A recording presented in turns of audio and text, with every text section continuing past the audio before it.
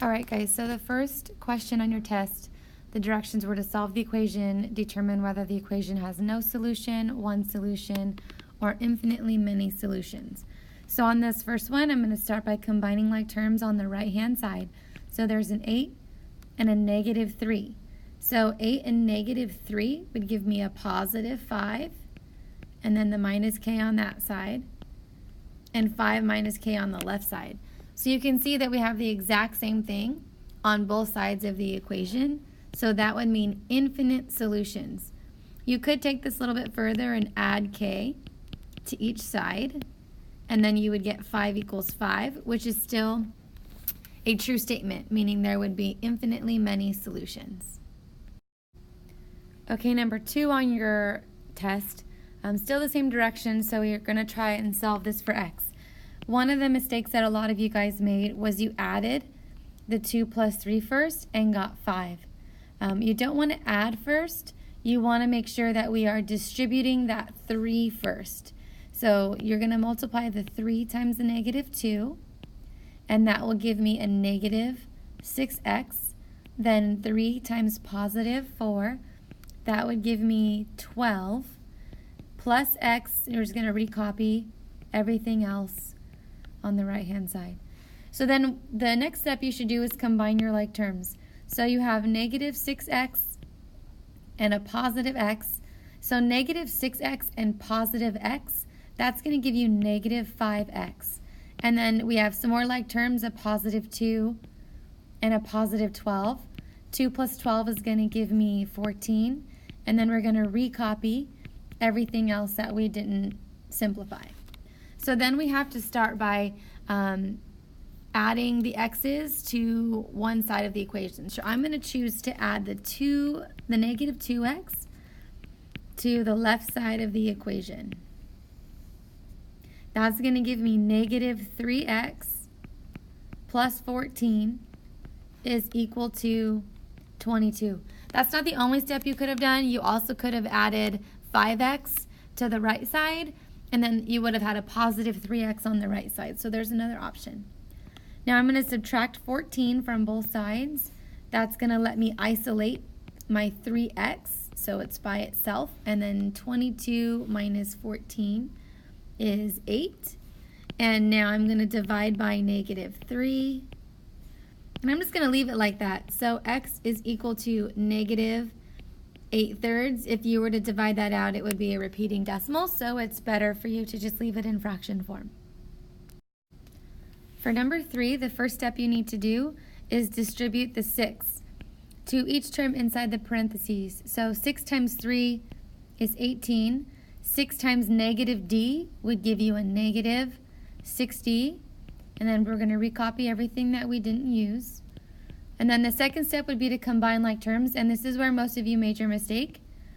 Negative 6d and a positive 2d is negative 4d. A lot of people on that part, you guys put negative 8d. So you have to remember that the 6 is negative and the 2 is positive, so that's like doing 6 minus 2, and then you take the sign of the number with the greater absolute value. So now we have an equation 18 minus 4d is equal to 24. So you subtract 18 from both sides, and that will leave you with negative 4d, and then 24 minus 18 is 6. Then you're going to divide by negative 4 on both sides, and you're left with d is equal to a negative 6/4, which also simplifies to negative 3/2. Either one of those answers would be correct. You can also write it as a decimal and have it as 1.5. For number 4, you have a lot of things that we need to combine together before we start moving things around to see if we can solve for x. So the first thing I'm going to do is combine the negative 2 and the negative x. So that would give me negative 3x. So I have a 3x in the front, plus 5, a negative 3x, and a 10. So then, hopefully you guys notice that you have a 3x and a negative 3x, and those will cancel. So 3x and negative 3x, if we're combining like terms, those are going to equal 0. So then you can just combine the 5 and the 10. So 15 is equal to 0. So 15 does not equal 0. So this is a false statement, meaning that there would be no solution. For number 5, you have some terms on the outside of the parentheses that we have to distribute.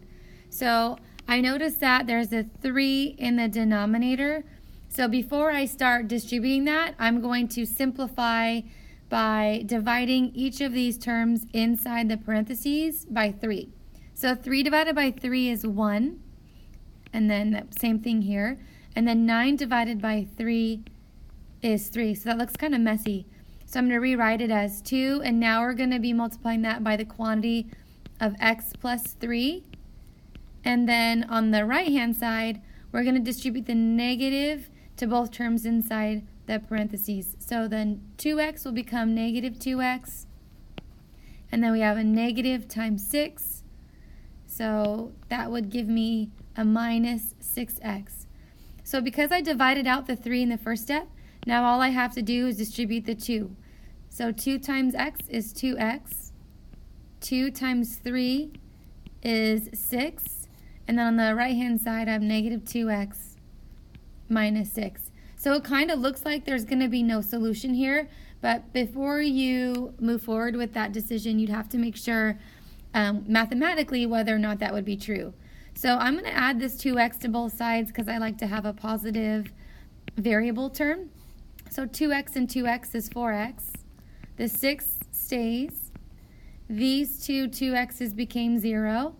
And then I have a minus 6. So your next step would be subtract 6 from both sides. So our x's did not cancel out here.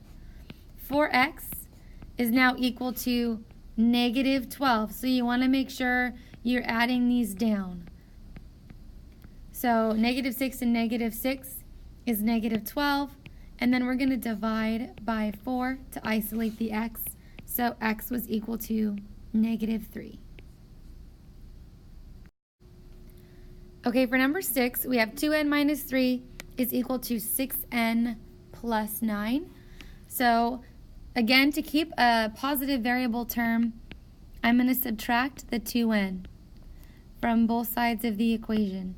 So I have negative 3 left on this side. So one of your guys' mistakes is we're not keeping that subtraction sign in front of the 3. So you want to make sure you go slow. 6n minus 2n is 4n. And then we have the plus 9.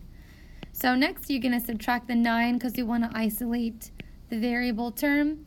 And then we're going to add these down. So negative 3 and negative 9 is negative 12. And then I have 4n on the right side.